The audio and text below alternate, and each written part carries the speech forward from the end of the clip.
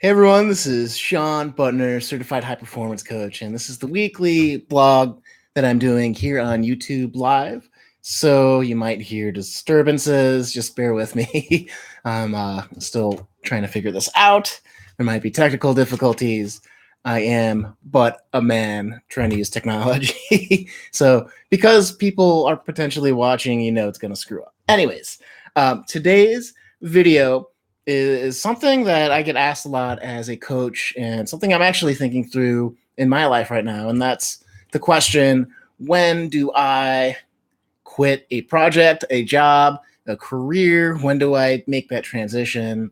I often get asked the question, how can I evaluate this in a way that's clear and kind of makes sense? And so this video is talking through the 5 things that I consider going through and things that I picked up doing personal development and self-help and all that stuff. So, if you are currently wondering if you should start that business and quit your corporate job, if you should, find your way off a project that's been dragging on for a while for many other reasons, if it's something that, you struggle with, and it could just be anything that you're struggling with quitting, but these are a couple of specific examples.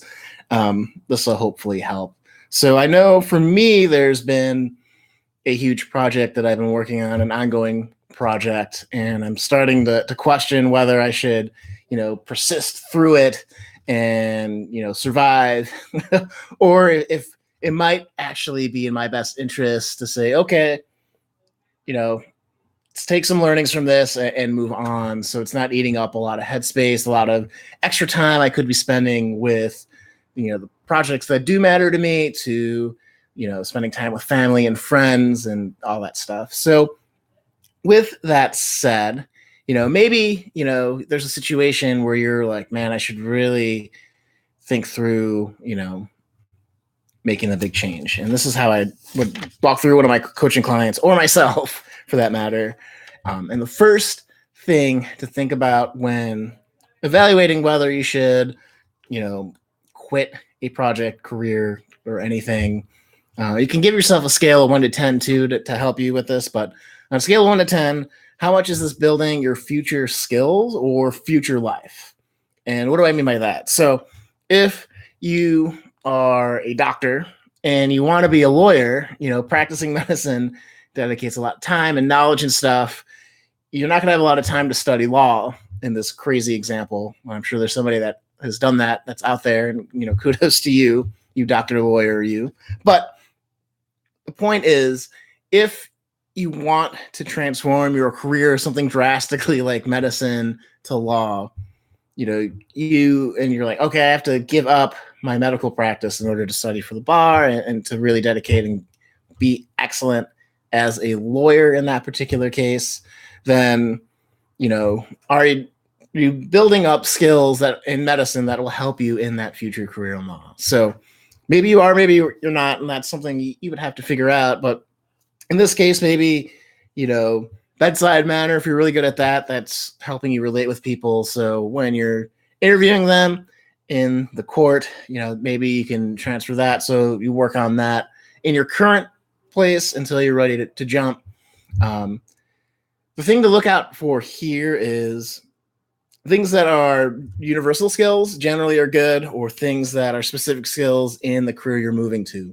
So if you were going to start a business, switching your job to a sales position might be really good, or marketing, or someplace that you think you might need to know and pick up for that next career would be super helpful. So hopefully that helps. So the first one is future skills. The second one is thinking about your focus, okay? And what I mean by focus is, will quitting this free up time for you to work on things that are really going to move the needle for you, really move you forward? And if you're not certain about that, that might be something, figure that out before you make the switch. But if you're say you have a small business that you're, a side business you're doing outside of your day job, and it's making a little bit of money when you're putting 10% of your time to it. If you could dedicate more time to it, would that, one, be something that you're really passionate about? And two, would that lead to that being more successful? So where you didn't have to have divided attention, where you're doing 40, 60, 80 hours at a day job, whatever your situation is, and then whatever you can on the side. So if it's going to free up focus for you and make things a little bit more concise, that's going to be awesome. If there's a way you can tie things together, so maybe you have a place of work that could really use the services, and you can work it out to where you're helping out your current job with the thing you're going to be doing forward. If that works out with all the moving parts and players there, then that might be a really good option to stay. But if not, then if you're going to be dividing your focus, maybe it's time to skedoodle. The third thing is to consider is joy, right? If you give up this project that's been dragging on for a while, how much happier are you going to be in it? And I know that's kind of, sometimes that doesn't matter. Sometimes you got to do what you got to do because you got to do it. But if it's something you have an option to, and I personally believe we all have a lot more agency in our lives, or the ability to make choices and direct our life more than we give credit for. Sometimes you get comfortable doing the same thing over and over again, and you're not growing, you're not being challenged, you're not learning. And those are things to look for in this joy category. If you're not feeling like you're challenged, you don't feel like you're learning, you don't feel excited to go in and go to work, maybe it's time for a change, to do something that will open you up and challenge you again and push you again. And, if you can, get more joy out of what you're doing for work, you're going to be so much more happier. So that's another consideration. The next thing, the number 4, is family, right? So we all have responsibilities, whether that's in this category. I think about things like financially, how is this going to impact me and my family? I think about time-wise, how is this going to impact me and my family? I think about, is this going to be something I'm proud of for the people around me that would inspire them and make me the role model I want to be for those people?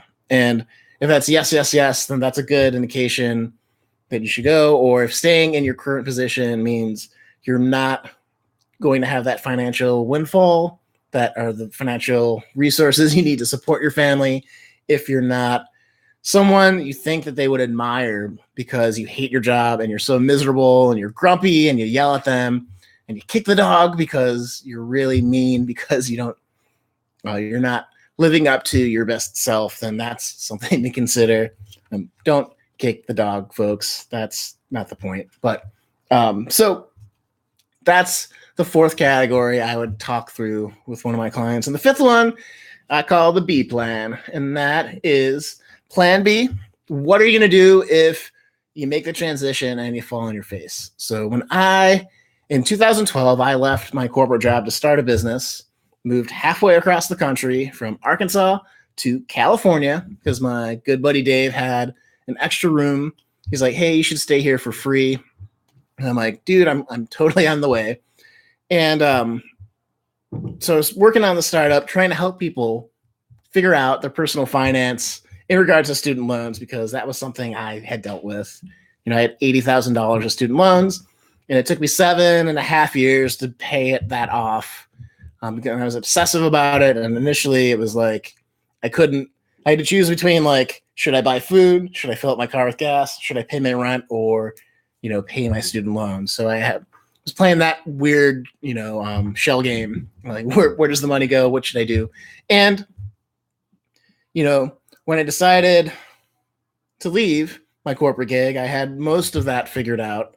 So I think I had about $20,000 left when I left my safe corporate gig, and I'm like, okay, I'm going to try this business. I have about a year's worth of money and stocks and stuff from the previous job. You can hear the siren back there. Sorry, guys. This is live, though. So, I had enough financial resources to give this a try. Didn't have a family, and it was something that I knew I wanted to do eventually, is to run my own business. So this is where I wanted to go. So I had that checked off. So future skills. I had, no family. I wanted to focus on something that I really believed in, and I felt that I was giving back, and it would free up focus of just working on building content for that. So then the fifth point was I had a fallback plan. So working in tech in Arkansas, there were 3 big employers you could work for: JB Hunt, Walmart, and Tyson Chicken, right? Yeah, I think that. Yeah. So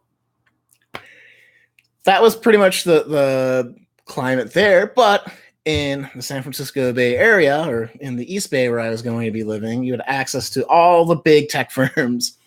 Everyone had a presence somewhere in the Bay Area, not to mention all these small not mom and pop, but these like small startups, small apps and stuff. So I knew that if the money ran out and I wasn't successful, I could transition into a different career and have more options in figuring out what I wanted to do in tech. And that's what happened. Like, my money did run out, and I was able to seamlessly fall into a really awesome gig at one of the big tech firms, and I won't say who, but that was pretty awesome. So that was my backup plan, the B plan. So what is your B plan if you were to proceed with quitting this job, quitting this project, quitting this career? So those are the 5 things that I would walk through with one of my clients, or like I said, myself. This is what I did when I made my first jump out of corporate America back in 2012. And, when you do it and you have that backup plan, you have like the worst case scenarios figured out, like, hey, worst case scenario is I get a different job, and I move to an area that has a lot of opportunity. Like, that is a lot easier to do when you actually make the transition. For those days when you kind of curl up in the fetal position in your bedroom and go, oh my gosh, I kind of messed up my life. But, that's part of that struggle. That's something to consider with this too, is, if there was a 6th thing to consider, is how can you handle the stress during the transition? What are you going to do to work out your body? What are you going to do to keep your spirits up? How are you going to, if you're doing like a solo business, how are you going to find that social contact and interaction so you don't go absolutely insane? Because that will happen. That's something I learned when I started that student loan business. Being just me, just kind of got all batty. But, anticipating that it's going to be stressful because it's something new, and how you're going to deal with it ahead of time before you're in it is also going to serve you really well. So those are the 5 things, plus the bonus one, that I would talk through with my clients. I hope you like this. If you like this video, be sure to hit the subscribe button. I do this every week, trying this out with YouTube Live. I also have a blog you can check out at www.seanbutner.com. And so go check that out. I think it'll serve you. Take care. And if you have any questions,